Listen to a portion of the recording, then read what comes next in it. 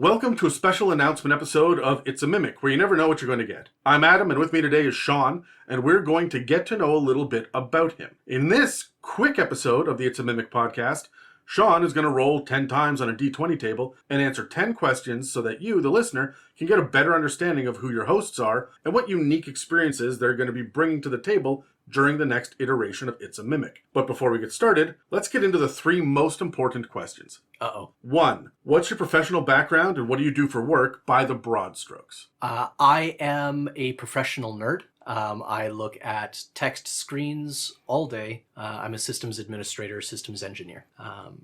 Yeah, you look at the code. You fix it or try to fix it or break it worse and then have to fix it. Is that... I mean, that's more or less it. I make sure that people can actually do their work. Do their jobs, yeah. What do you do with your spare time besides D&D and podcasting? I've got 3 kids that keep me pretty active, 2 dogs that keep me pretty active. I like to camp. I like to play video games. Right now I am in the middle of Satisfactory has eaten my face. I watch TV shows. You watch a lot of media, like I do. You and I often spend time in coffee shops rambling about what we've just watched. Yeah. You're a sci-fi nerd. I know that. I'm filling in a couple of blanks here. You're less, but still a fantasy nerd. And you're one of the people on the podcast, there are a handful, but not many, that is not all about the horror genre. No, I am not. That's not your cup of tea.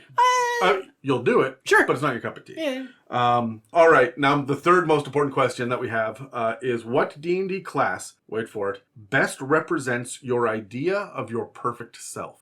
Not which one is you, but which one is the idea of your perfect self. My perfect self is in the woods. My perfect self is making do with the things that are around me and being, for lack of a better phrase, at one with nature. I want to say druid, kind of. Dave feels more ranger, but you feel more druid to me. Yeah, Dave is definitely ranger. Yeah. Yeah, I feel more druid. Absolutely. I think druid was right. That's really cool. Yeah. Thank you. That's a cool question. I hope you're prepared for 18 or 19 of the following 20 questions to be equally as cool. There are a couple of duds in here. I've written all these. You're going to roll one of these D20s roughly 10 times and tell me what the number is, and we'll go through them. I have to point out something, though. Yep. You have a gigantic goddamn smirk on your face. Oh, yeah. I've already sat through these questions for myself, and it was a fucking train wreck. So here you go. Oh, God. Yep, good luck. All right, here we go. Liefen. 11. We all have different levels of expertise in the kitchen, but what is one specific cooking tip that you have for the listeners? What, you thought it was going to be D&D? Nah, it's Meet the DMs. Specific cooking tip. Yes. When you are making an omelet, you use a little bit of oil and butter to lube the pan. I don't like when you make eye contact with me and say lube, but why? Adding the butter helps to add a lot of flavor to the eggs. It also, by adding that little bit extra liquid on the sides, it cooks the sides of the omelet and makes it lighter and fluffier and puffier. Cool. Roll again. All right. 1. What is your hottest take about anything? Hottest take about anything? Yep. I'm going to need a moment. I got to think about this. It used to be so easy for me to be so angry. Oh, right? But now you don't drive into work every day. So. Right? Now I work from home. Now I don't smoke. I remember needing cigarettes to calm me the fuck down, and in retrospect, I'm like, I think they were making me angry. Yeah. Hottest take. Jared Leto not being talented is not a hot take. No. That's a pretty lukewarm take. I think he's unfortunately almost talented enough to pass on a bunch of shit. Like, he's not stellar, but he could survive in the industry. He wasn't fucking crazy. But that's not a hot take. Nickelback is awful is not a hot take either. No, that is a frozen take. At least in BC. I don't get the appeal of Beyonce. That's because you're not the target demographic. That's not me, I suppose. That's right. I legit can't think of one. No, you're pretty run-of-the-mill, standard, normal guy. I mean... As far as your opinions go. As far as my opinions go. I don't mean your nighttime proclivities. Okay, here's my hot take. All right. Okay. I'm scared because I just mentioned nightly... All right, you go. Yeah. I don't feel as if we've handled our opioid crisis properly. That's not a hot take. It's still a crisis, but like, in what way? I feel as if BC recriminalizing criminalizing a lot of those offenses is the wrong goddamn move. Oh, absolutely. And I do not feel as if they put enough supports in place to help the people that need help. My hot take is it's expensive, but it gets cheaper down the line. Yeah, pay now. Yeah. Reap the benefits later. Yeah. That may be a hot take, but I'm standing solidly on that hill. I'm willing to die on that hill with you. Okay. Yeah, all right. Roll another die. Okay. That's a 9. 9. What's your favorite and least favorite holiday? And I mean the ones that people truly celebrate. Labor Day, for example, doesn't count, but birthdays do.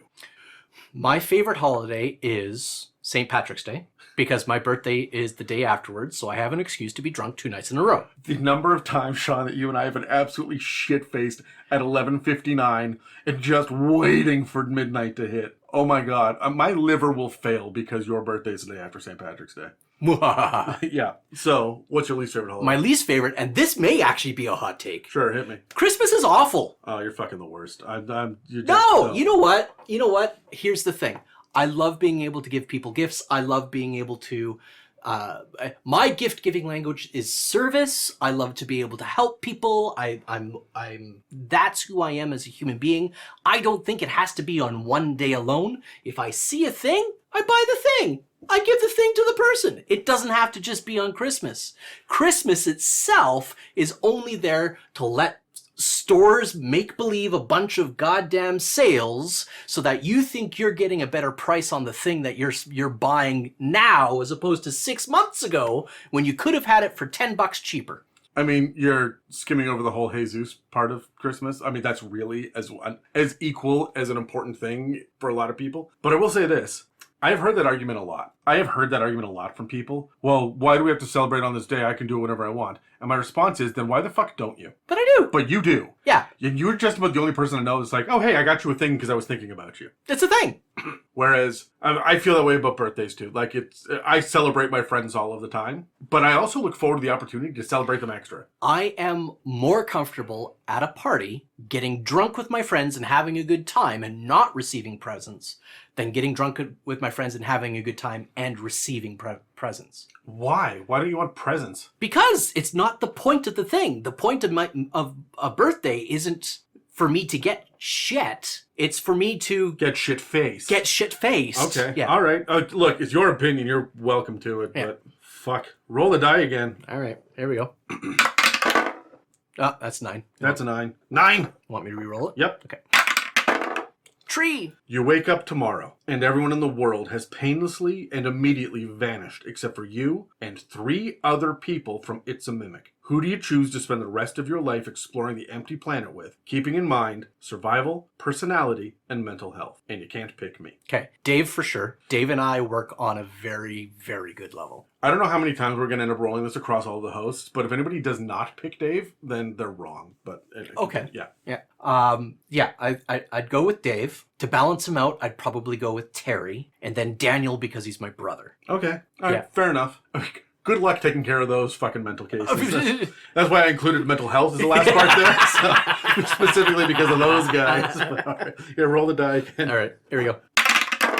18. What is the one corner of pop culture that you don't understand but wish you knew more about? That I don't understand but I wish I knew more about. I mean, I'm trying to learn a little bit more about the rap scene. I'm trying to learn a little bit more about... It's a fun time right now because of the Kendrick and Drake beat. Yes. So very much so. You picked an interesting time. Also, we are in like the heyday of rap documentaries and shit right now as well. Mm-hmm. So yeah, I'm starting to try and branch out a little bit more. Starting to listen to... I picked up Chromacopia, Tyler the Creator, the other day, and I've been listening to it a couple of times, and I'm trying to get more of an ear for it. I never did when I was a kid. Mm-hmm. Have an appreciation for, well, frankly, black music in general, right? Well, you can make an argument that, blues, which you very much cared for, sure. and yes, you know, rockabilly was black music, right? Like you can make an argument that a lot of it's been stolen, but right. Sure. But I was never really a true fan of rockabilly, and the blues I had an appreciation for. I could name a couple artists, right? Mhm. Like, I understand where rap sits in, I don't want to call it a musical hierarchy because it's not a hierarchy, right? But in the musical pantheon, in the musical... Sure. Did you know that I watched a little YouTube video about, I should have flipped it to you, you'd have loved it, about how the pop charts and the existence of pop is based on racism. Because way back, as in like the 70s, up until I think the 70s, R&B was specifically black music, and there were artists that were making like white sounds, black artists making white sounds that should be on the other one, but were put on. So there were two charts: R&B and pop. And that is why Benny and the Jets by Elton John was such a huge hit and such a It was a counterculture moment for a lot of people as well, right? Like, absolutely, because it charted on the R&B charts. Yeah. From a white. But you'll notice it never went the other way around, no matter what was happening, right? So which is pretty fucked up. But I just watched a pretty decent like explanation of why there were two different charts running and what the top 10 actually means. And there's a lot of crossover now, but at the time there wasn't. Yeah. Like that was very much a thing of like black labels and white labels were very much a thing, which is fucking wild. Throw that at me. Really, really. Yeah. Okay. I'll see if I can find it. Yeah. Roll again. Okay. 15. That's a 5, right? That's a 5. What's your biggest pet peeve? Entitlement? Yeah. All right. Sure. Yeah. People who think they're owed something. Yeah. You don't have to go any deeper if you don't want to. No. That's a good. Yeah. That's all I got. All right. I feel like I'm entitled to more of a fucking answer than that, but we can keep moving. And I don't. 11. I already did 11. You already did 11. 13. What's the biggest conflict that you've overcome that you're willing to talk about on the internet? That I'm willing to talk about on the internet. That's a tricky one. I've got lots of problems that I don't want to talk about on the internet. You've got a lot of problems I'm willing to talk about on the internet. Your ugly face being one of them. Fucking diabetes. Yeah? Yeah, like that's been a huge change in my life. Absolutely. I caught it just after, I finally was diagnosed with diabetes just after I had COVID. And it put me into the hospital for a week while my triglycerides came down because they actually had to flood me with insulin to be able to fight the triglycerides. I had been running on such poorly managed diabetes for long enough that my triglyceride numbers were high enough that my doctor called me and told me to go to the ER now. Don't drive, get somebody else to drive you so that you don't have a stroke. First of all, everyone else should always drive you. I've seen you drive. It's fucking terrifying. But second of all, how was that? Like, how was that as a wake-up call or a life-changing moment? I mean, it's been a life-changing moment. I've had to make a lot more conscious, like, I've had to put more effort into what I am actually feeding myself with and when I am feeding myself and, that level of stuff. And that's that single act of, oh, now I'm hungry, what do I feed myself with, started to take other effects in my life too. Like, oh, I'm bored, what does my brain need right now, right? That level of stuff. So it's kind of forced me to listen to my body a little bit more and listen to... You dropped a bunch of weight too. I did. Yeah, a ton of it. Yeah, so, and not all of it on the top of your head. No, that was on purpose. I got out ahead. I get it. Of the majority of the male pattern baldness issues. I don't know. Have you seen the back of Daniel's head? Yeah, I have. I have hair. I have hair there. I do grow hair there. He does not. Yeah, but that's the only place you grow hair, too. Yeah, I know. Fuck. I do feel like I stepped out in front of that train, though. To shave my head. Yeah, hold on. This isn't a visual medium. Yeah, I shaved my head. So you also put a sweater on and you're just covered in lint. Oh, yes. So, yeah. As what happened, I bicked my head down once. I don't know if you remember this. I was like 21. I remember I went right down to cue ball and I stepped out of my front door and my like 80-year-old neighbor across the street, she was sitting on her front. You remember, Sonia? I do. She was sitting on her bench in front of her house. She took one look at me, cackled hysterically and said, "Have a good day, professor." And then went inside. Perfect. Oh, fuck. Anyway. Sonia. Yeah. Let's roll again. All right, here we go. 15 already did. Yep.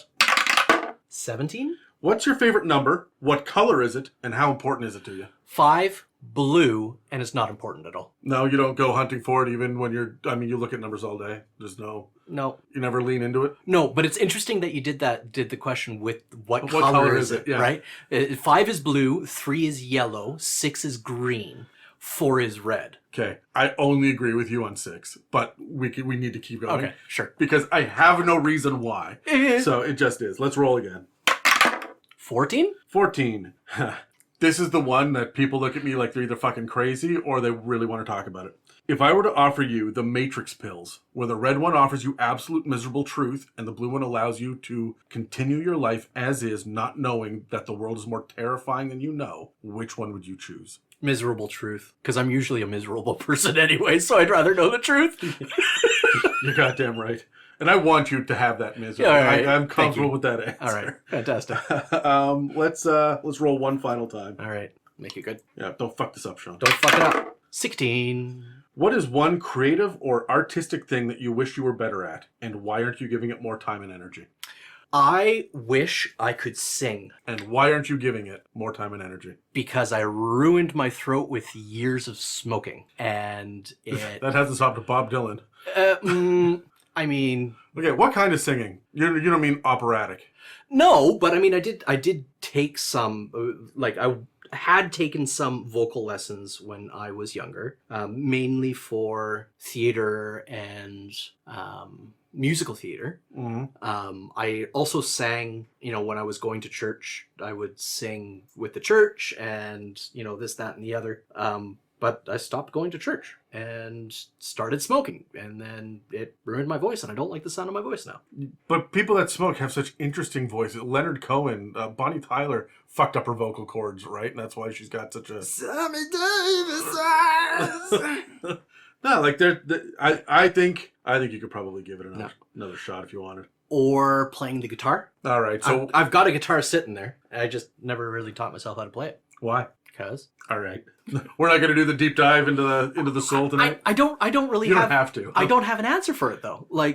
I know I can. I know I should. I want you to know that I wrote that. What's the artistic thing that you wish that you were better at? And then I sat down and I went, I'm going to guilt trip my fucking friends into following their passions by asking them why the fuck not. But you are impervious to guilt from me. And shame. Yeah, and shame. You are as shameless as I am. Right. So, I can't wait to be in a podcast regularly with you, man. So...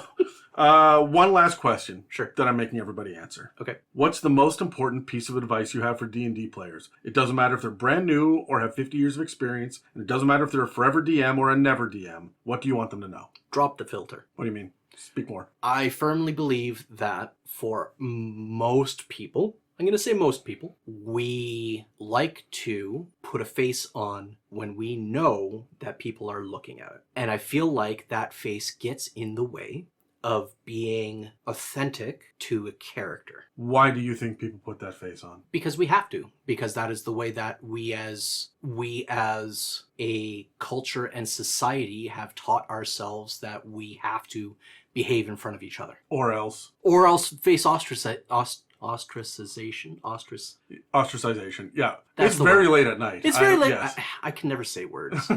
But, so it's a fear thing. It's a response to...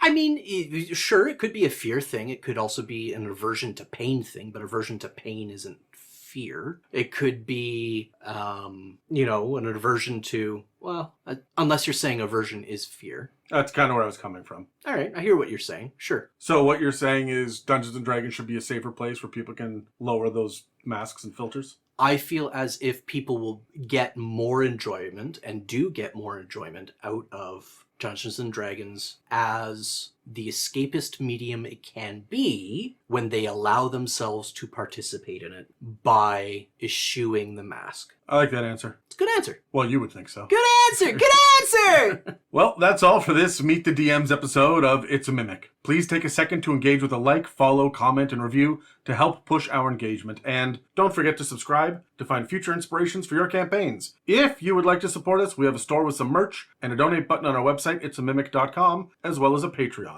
This episode and others can also be found on Spotify, Apple Podcasts, YouTube, and most other podcast apps. And thanks for listening to It's a Mimic, where you never know what you're going to get.